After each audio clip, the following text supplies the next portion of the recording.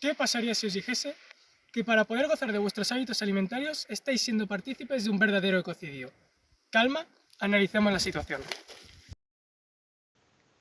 A menudo, cuando pensamos en la conservación de especies, nos referimos solo a aquellas más características que podemos observar y cuantificar, olvidándonos completamente de las que se encuentran bajo nuestros pies, que al no ser visibles pasan inadvertidas. Sin embargo, son sus mismas funciones dentro del suelo las que, irónicamente, nos sustentan tanto a nosotros como a las que buscamos proteger, y el hecho de no prestarle suficiente atención provoca que muchas de las propiedades que nos ofrecen se acaben deteriorando, resultando en impactos difícilmente reversibles. Es por eso que el tema de hoy es la pérdida de la biodiversidad del suelo, su relevancia para los ecosistemas, su papel para nosotros y las causas y consecuencias de su desaparición.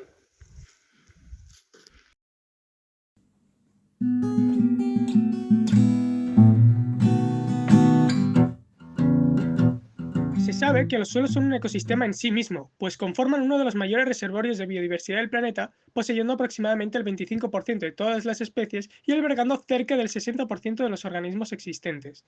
Su biodiversidad abarca desde bacterias y arqueas, que son procariotas, hasta hongos, protozoos, virus, algas y animales, que son eucariotas. Por ejemplo, en un solo metro cuadrado de suelo forestal se pueden encontrar más de 1000 especies distintas de invertebrados, o lo que es aún más sorprendente, en una única cucharada de suelo pueden encontrarse hasta 10.000 millones de microorganismos. Estos organismos nos prestan importantes servicios ecosistémicos que influyen en las condiciones de nuestro entorno e incluso en el clima, ya sea con la captación de carbono por la acción de las plantas, la fijación del nitrógeno atmosférico por las bacterias o la descomposición de la materia orgánica. Todos estos procesos son cruciales para completar el ciclo de los nutrientes y a su vez generar los bienes necesarios para nuestra supervivencia. Por otra parte, una mayor biodiversidad indica un mejor estado de salud del suelo, ya que los organismos presentes modifican sus características, haciéndolo más resistente y resiliente a fenómenos externos, aumentando su producción y fertilidad y mejorando su capacidad de infiltración y retención de agua. Para hacernos una idea, un suelo sano puede contener varias especies de animales vertebrados, varias especies de lombrices, entre 20 y 30 especies de ácaros, decenas de nemátodos, de 50 a 100 tipos de insectos, centenares de tipos de hongos y miles de especies de bacterias. Además, el hecho de que sean biológicamente distintas, autótrofas, quimiolitótrofas o heterótrofas, junto a sus relaciones, ya sean simbióticas, mutualistas, parasitarias o depredadoras, condicionan la disponibilidad de los recursos, pues cada una los aprovecha de distinta manera. En resumidas palabras, son fundamentales para mantener vivo un ecosistema. Pero entonces, ¿cómo se da esa pérdida? Ahora lo veremos.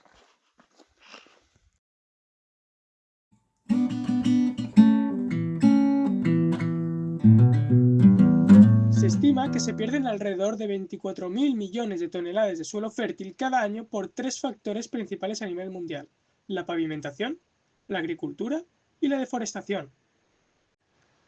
El primero destruye la vida de las capas más superficiales del suelo por procesos como el desplazamiento de tierras, la construcción de infraestructuras y la compactación del terreno. Otros efectos indirectos derivados de la pavimentación son la fragmentación y el aislamiento del territorio, lo que altera los flujos de los recursos y repercute negativamente en la biota del suelo.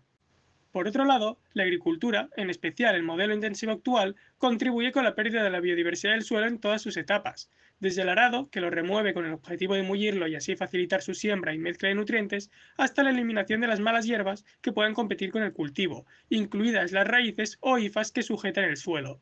Todo esto resulta en una pérdida de la estructura, exponiendo el suelo y su microbiota a la escorrentía superficial. La siembra, por su parte, es en su mayoría monocultivo alterado genéticamente durante años para maximizar la producción a costa de sus defensas, lo que hace imperativo el uso de pesticidas. Generalmente son no específicos y de origen petroquímico, así que, aparte de erradicar la microbiota de la capa superficial, incluida la beneficiosa, también contaminan el medio, persistiendo en él durante largos periodos de tiempo y elevando el riesgo de dispersión. Esta misma práctica a largo plazo acaba requiriendo de fertilizantes para compensar la falta de nutrientes del suelo, al no ser capaz de generar los suyos propios por haber estado expuesto a un desgaste prolongado. Un dato impactante sobre lo tratado recientemente es que aproximadamente el 23% de las tierras utilizadas para la agricultura ya han perdido su fertilidad natural debido al sistema agrícola actual y los efectos de la erosión. Además, en los últimos 50 años el uso de fertilizantes se ha disparado, aumentando su cantidad en más de un 800% y siendo una evidencia clara de la creciente pérdida de las propiedades del suelo por la falta de biodiversidad. Y finalmente, la deforestación. El hecho de talar sin plantar favorece la desertificación, ya que implica la extracción continuada de biomasa del sistema sin la posibilidad de adiciones. De esta manera, la materia vegetal no se acumula en el suelo y, por lo tanto, no se descomponen nutrientes y carbono orgánico que puedan ser reaprovechados, sino que se pierden, volviéndose cada vez un suelo más pobre y baldío. Hasta aquí muchos de vosotros podríais pensar que no existe como tal una solución y que esto es un callejón sin salida. Pero aún hay una esperanza. Mi compañero os la explica.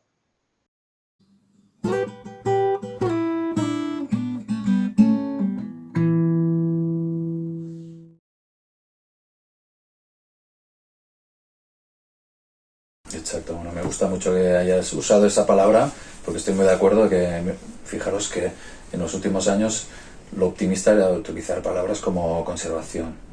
Eso, si lo pensáis, es súper negativo porque es aguantar y viendo un futuro muy negro y no. Entonces os voy a citar un ejemplo que es la agricultura regenerativa, que usa una palabra muy optimista, que es que la idea es regenerar con cada cosecha el suelo, es decir, para combatir esa degradación de un tipo de prácticas que hemos realizado durante décadas, pues cambiar esas prácticas y centrar el interés en mejorar el suelo, hacer prácticas que mejoren el suelo, de manera que en cada cosecha recuperemos esa fertilidad perdida con el objetivo de que cada año pues nuestras cosechas vayan mejorando.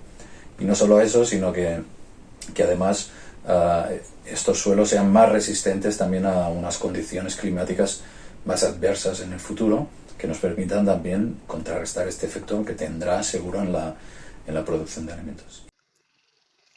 La mejor manera de reducir la pérdida de biodiversidad que estamos comentando es a partir de métodos de mitigación de todo aquello que lo provoca. Pero a veces encontramos escenarios que no es posible hacerlo, por una necesidad real, como es en la agricultura. Encontrándonos con dos polos opuestos. El primero, el conflicto económico y social, que busca incrementar la producción y por ende tener una mayor pérdida de biodiversidad. Por otro lado, tenemos el conflicto ambiental, que busca potenciar y mantener la biodiversidad de los suelos. En primer lugar, en los suelos ya urbanizados, lo único que se puede hacer es modificar los planes urbanísticos para evitar pavimentar parques, ramblas o áreas naturales de manera innecesaria y contraproducente. También podría ser una buena iniciativa compensar esa pérdida con proyectos de restauración en otros suelos del territorio, potenciando así los ecosistemas que quedan sin urbanizar.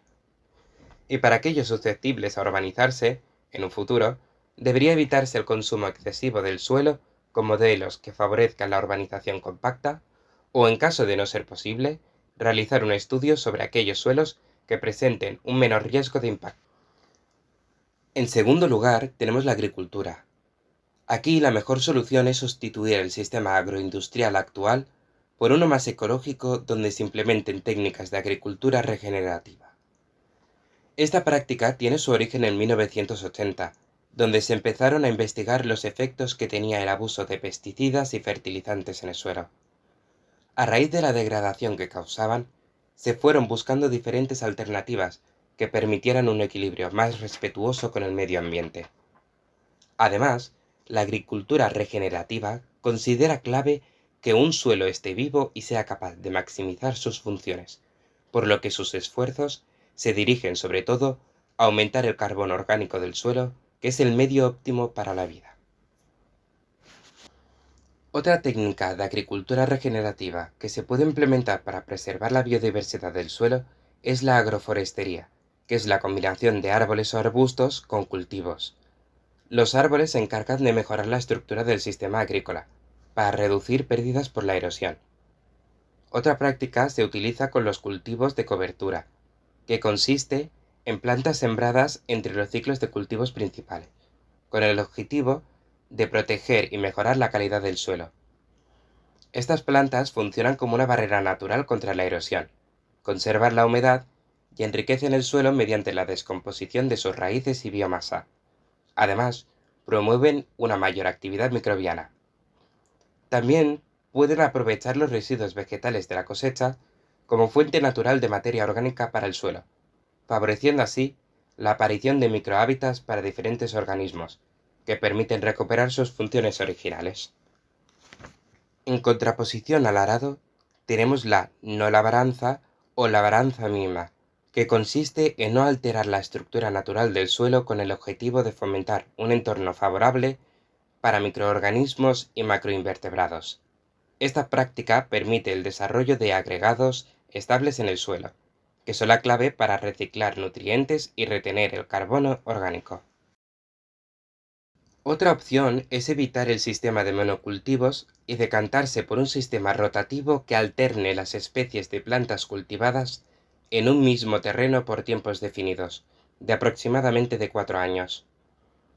Este método, además de prevenir el agotamiento de nutrientes del suelo, o por el contrario, el exceso de perjudiciales de algunos, también reduce la incidencia de plagas y enfermedades, disminuyendo así la dependencia de insumos químicos. Por último, para evitar el uso de fertilizantes sintéticos, tenemos la fertilización orgánica, que consiste en usar compost, estiércol y biofertilizantes. Estos insumos enriquecen el suelo, fomentan la actividad microbiana y mejoran su estructura, de manera que se potencia la biodiversidad del suelo.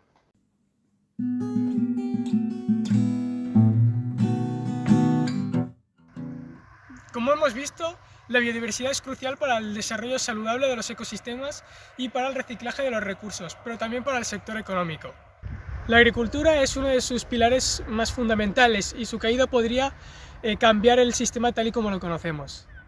Es por eso que estamos dando a conocer su importancia, porque hemos alterado tanto las condiciones de nuestro entorno que un proceso que originalmente era natural, como es la regeneración de los nutrientes, ahora es artificial. Entonces, desde aquí os animamos a sumaros a la causa y a reivindicar por un mundo más rico y biodiverso, porque el primer paso para mejorar es darse cuenta de lo que hay que cambiar.